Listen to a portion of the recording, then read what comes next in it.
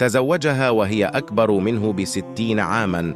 ظن الجميع أنه يستغلها ويطمع في ثروتها فقط، لكن ما حدث بعد زواجهما ترك الجميع في صدمة. في عالم مليء بالمعايير الاجتماعية والأعراف التي تحدد مفهوم الحب والعلاقات، برزت قصة كايل جونز 31 عاماً ومارغوري ماكو 91 عاماً كقصة استثنائية تثير الدهشة والإعجاب. تزوج الشاب من السيدة العجوز في تحد لكل التوقعات والمفاهيم التقليدية. تبدأ القصة عندما التقى كايل بمارغوري في أحد المتنزهات. كان كايل يبحث عن الحب ووجد في مارغوري شيئاً مميزاً. كانت مارغوري قد تجاوزت 90 من عمرها، لكنها تمتلك طاقة وحيوية تجذب الآخرين.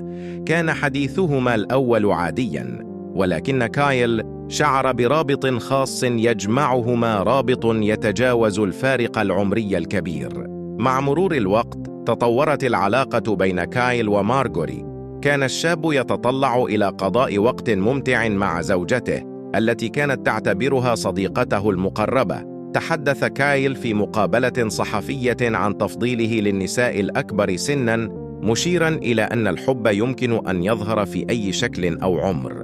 بالنسبة له لم يكن هناك شيء غريب في أن يقع في حب امرأة أكبر منه بكثير. قال: الحب لا يعرف عمراً، إنه شعور نبيل يتجاوز كل القيود. بالطبع لم يكن زواجهما خالياً من التحديات. واجه الثنائي انتقادات من بعض أفراد المجتمع الذين اعتبروا أن العلاقة غير مقبولة، لكن كايل ومارغوري كانا مصممين على مواجهة هذه الانتقادات. قالت مارغوري: عندما تكون في علاقة تحبها لا يهم ما يقوله الآخرون، الأهم هو ما نشعر به نحن. استمر الثنائي في بناء ذكرياتهما معاً. انتقلوا إلى منزل مشترك، حيث كان كايل يعتني بمارغوري ويجعلها تشعر بالراحة والسعادة. قضوا أوقاتهم في الذهاب إلى المطاعم والتمتع بجولات في المولات وحتى السفر معاً. كانت لحظاتهم مليئة بالحب والضحك، حيث كانت مارغوري تظهر لكايل كيف يمكن للحياة أن تكون رائعة في أي عمر.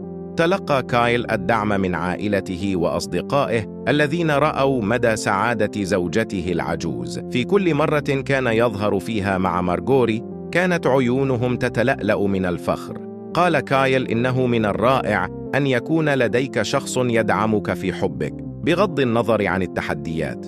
تستمر قصة كايل ومارغوري في إلهام الكثيرين حول مفهوم الحب. لقد أثبتوا أن الحب يمكن أن يكون جميلاً في أي شكل، وأنه لا يوجد قيود على من يمكن أن نحبهم. في عالم مليء بالتحديات، أظهرت قصتهما أن الحب الحقيقي يتجاوز كل الحدود ويدوم للأبد.